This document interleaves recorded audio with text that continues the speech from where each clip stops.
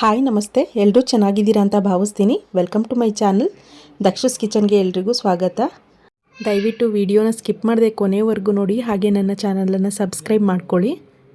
ಮೊದಲಿಗೆ ನಾನಿಲ್ಲಿ ಗೋಧಿ ಹಿಟ್ಟನ್ನು ತೊಗೊಂಡಿದ್ದೀನಿ. ಅದಕ್ಕೆ ಸ್ವಲ್ಪ ಎಣ್ಣೆ, ಹಾಗೆ ಉಪ್ಪು, ರುಚಿಗೆ ಎಷ್ಟು ಬೇಕೋ ಅಷ್ಟು ಉಪ್ಪು, ಹಾಗೆಯೇ ಸ್ವಲ್ಪ ಸಕ್ಕರೆ ಹಾಕೋದ್ರಿಂದ ಪರೋಟ ಟೇಸ್ಟ್ ಚೆನ್ನಾಗಾಗುತ್ತೆ ಅಂತೇಳಿ ಸಕ್ಕರೆನ ಬಳಸ್ತಾ ಇದ್ದೀನಿ. ಹಾಗೆ ಒಂದು ಸ್ಪೂನಷ್ಟು ಅಜ್ವೈನು, ಅದನ್ನು ಚೆನ್ನಾಗಿ ಕ್ರಷ್ ಮಾಡಿಬಿಟ್ಟು ಕೈಯಲ್ಲೇ ಹಾಕ್ಕೊಳ್ತಾಯಿದ್ದೀನಿ. ಹಾಕ್ಕೊಂಡು ಅದಾದ ನಂತರ ಚೆನ್ನಾಗಿ ಡ್ರೈ ಹಾಗೆ ಮಿಕ್ಸ್ ಮಾಡ್ಕೊಳ್ತಾ ಇದ್ದೀನಿ ಹಿಟ್ಟನ್ನೆಲ್ಲ.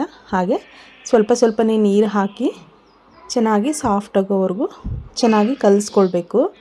ಚಪಾತಿ ಹಿಟ್ಟು ಕಲಿಸ್ಕೊಳ್ತೀವಲ್ಲ ಅದೇ ಅದಕ್ಕಿಂತ ಸ್ವಲ್ಪ ಸಾಫ್ಟಾಗಿ ಕಲಿಸಿದ್ರೆ ಚೆನ್ನಾಗಾಗುತ್ತೆ. ಒಂದು 15-20 ನಿಮಿಷ ಬಿಟ್ಟರೆ ಚೆನ್ನಾಗಿ ನೆಂದ್ಬಿಟ್ಟು ಹಿಟ್ಟು ತುಂಬಾ ಸಾಫ್ಟಾಗಿ ಚೆನ್ನಾಗಾಗುತ್ತೆ ಪರೋಟ ಮಾಡಲಿಕ್ಕೆ. ಹಾಗಾಗಿ ಚೆನ್ನಾಗಿ ನಾದ್ಕೊಳ್ಬೇಕು. ಚೆನ್ನಾಗಿ ನಾದ್ಕೊಂಡು ಅದಕ್ಕೆ ಸ್ವಲ್ಪ ಎಣ್ಣೆನ ಹಾಕಿ ಇಟ್ಟರೆ ಚೆನ್ನಾಗಿ ನೆಂದ್ಕೊಳ್ಳುತ್ತೆ. ಪರೋಟನ ಮಾಡಲಿಕ್ಕೆ ಆಲೂಗೆಡ್ಡೆದು ಸ್ಟಫಿಂಗ್ ರೆಡಿ ಮಾಡ್ಕೊಳ್ಳೋಣ. ಅದಕ್ಕಿಂತ ಮುಂಚೆ ಆಲೂಗೆಡ್ಡೆ ಬಗ್ಗೆ ಹೇಳಬೇಕು ಅಂದರೆ ಒಳ್ಳೊಳ್ಳೆ ಪೌಷ್ಟಿಕಾಂಶಗಳಿವೆ. ಪೊಟ್ಯಾಷಿಯಮ್ಮು, ಹಾಗೆ ಕಾರ್ಬೋಹೈಡ್ರೇಟ್ಸು, ಹಾಗೆ ವಿಟಮಿನ್ ಸಿ ಇದೆ, ವಿಟಮಿನ್ B6 ಇದೆ. ಇದು ಡೈಜೆಷನ್ಗೂ ಸಹ ತುಂಬಾ ಒಳ್ಳೇದು ಮಾಡುತ್ತೆ. ಹಾಗೆ ಚಿಕ್ಕ ಮಕ್ಕಳಿದ್ರೆ ಅವ್ರದ್ದು ವೆಯ್ಟ್ ಗೇನ್ ಸಹ ಚೆನ್ನಾಗಾಗುತ್ತೆ ಆಲೂಗೆಡ್ಡೆ ಬಳಸೋದ್ರಿಂದ. ಹಾಗೆ ಇದು ರೋಗ ನಿರೋಧಕ ಶಕ್ತಿನ ಹೆಚ್ಚಿಸಲಿಕ್ಕೆ ಸಹಾಯ ಮಾಡುತ್ತೆ.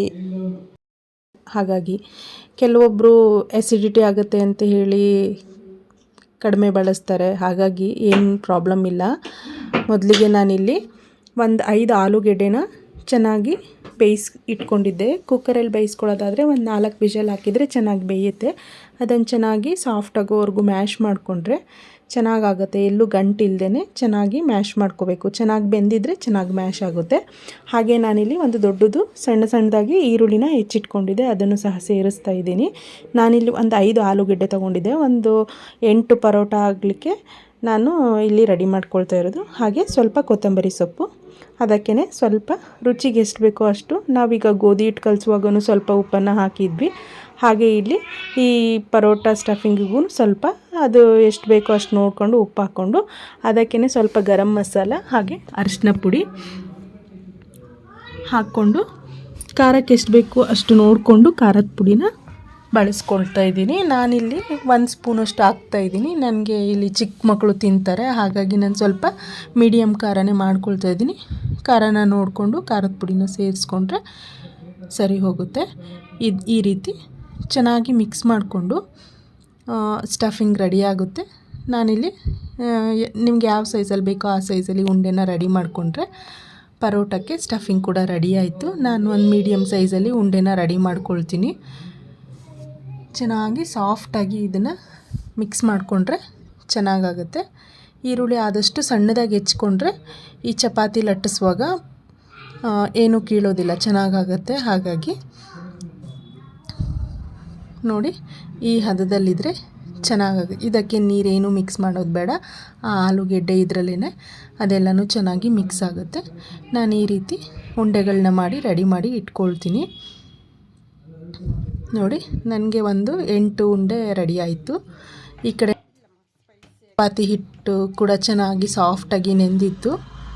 ನಾನು ಸ್ವಲ್ಪ ದೊಡ್ಡದು ಚಪಾತಿ ಮಾಡ್ತೀವಲ್ಲ ಅದಕ್ಕಿಂತ ಸ್ವಲ್ಪ ದೊಡ್ಡ ಬಿಲ್ಲೆನ ಮಾಡಿಕೊಂಡು ಚಪಾತಿನ ಲಟ್ಟಿಸ್ಕೊಂಡು, ನಿಮಗೆ ಯಾವ ಸೈಜಲ್ಲಿ ಬೇಕೋ ಆ ಸೈಜಲ್ಲಿ ಲಟ್ಟಿಸ್ಕೊಂಡು, ನಿಮ್ಗೆ ಯಾವ ಶೇಪ್ ಬೇಕೋ ಆ ಶೇಪಲ್ಲಿ ಪರೋಟನ ರೆಡಿ ಮಾಡಿಕೊಂಡ್ರೆ ಆಯಿತು. ನೋಡಿ, ಈ ರೀತಿ ನಾನು ರೌಂಡಾಗಿಯೇ ಚಪಾತಿನ ಲಟ್ಟಿಸ್ಕೊಂಡು ನಾನು ಉಂಡೆ ಮಾಡಿಟ್ಕೊಂಡಿದ್ನಲ್ಲ ಆಲೂಗೆಡ್ಡೆ ಸ್ಟಫ್ದು, ಅದನ್ನು ನಾನು ಈ ರೀತಿ ಚಪಾತಿ ಉಜ್ಜಿದ್ನಲ್ಲ ಅದ್ರ ಮೇಲೆ ಇಟ್ಬಿಟ್ಟು ಸ್ಕ್ವೇರ್ ಶೇಪಲ್ಲಿ ನಾನು ಮಾಡ್ಕೊಳ್ಳೋಣ ಅಂತ ಹೇಳಿ ರೆಡಿ ಮಾಡ್ಕೊಂಡಿದ್ದೀನಿ.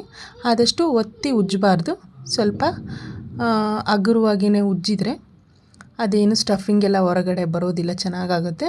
ನಾನು ಸ್ವಲ್ಪ ಸ್ಕ್ವೇರು ಅಲ್ಲ ರೌಂಡು ಅಲ್ಲ ಅನ್ನೋ ಥರ ರೆಡಿ ಮಾಡ್ಕೊಳ್ತಾ ಇದ್ದೀನಿ. ಚೆನ್ನಾಗಾಗುತ್ತೆ.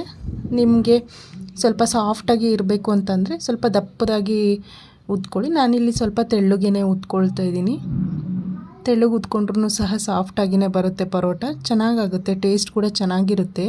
ಈ ಮನೇಲೆಲ್ಲ ಚಿಕ್ಕ ಮಕ್ಕಳಿದ್ರೆ ಲಂಚ್ ಬಾಕ್ಸಿಗೆ ಹಾಗೆ ತಿನ್ನಲಿಕ್ಕೂ ಸಹ ಈ ಪರೋಟ ತುಂಬಾ ಚೆನ್ನಾಗಾಗುತ್ತೆ. ನೋಡಿ, ಹೆಂಚನ್ನ ಕಾಯ್ಲಿಕ್ಕೆ ಇಟ್ಟಿದ್ದೆ ನಾನು.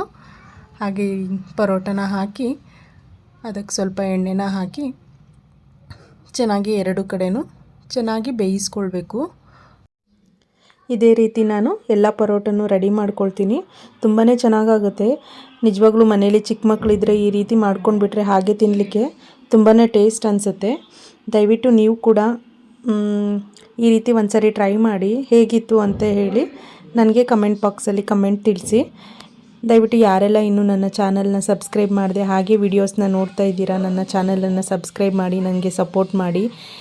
ಇದೇ ರೀತಿ ಇನ್ನೂ ಒಳ್ಳೊಳ್ಳೆ ರೆಸಿಪಿನ ನಾನು ನಿಮಗೆ ಶೇರ್ ಮಾಡಲಿಕ್ಕೆ ಆದಷ್ಟು ನಾನು ಪ್ರಯತ್ನ ಮಾಡ್ತೀನಿ. ಅದಕ್ಕಾಗಿ ನೋಡಿ ನಾನು ಮತ್ತೆ ಅದೇ ರೀತಿ ಎಲ್ಲ ಪರೋಟನ ರೆಡಿ ಮಾಡ್ಕೊಳ್ತೀನಿ. ನನಗೆ ಇಲ್ಲಿ ಒಂದು 8 ಪರೋಟ ಮಾಡಲಿಕ್ಕೆ ಸ್ಟಫಿಂಗ್ ರೆಡಿಯಾಗಿತ್ತು. ಅದಕ್ಕಾಗಿ ಎಲ್ಲನೂ ಇದೇ ರೀತಿ ನಾನು ರೆಡಿ ಮಾಡಿಕೊಂಡು ಪರೋಟ ಎಲ್ಲನೂ ರೆಡಿ ಮಾಡ್ಕೊಳ್ತೀನಿ.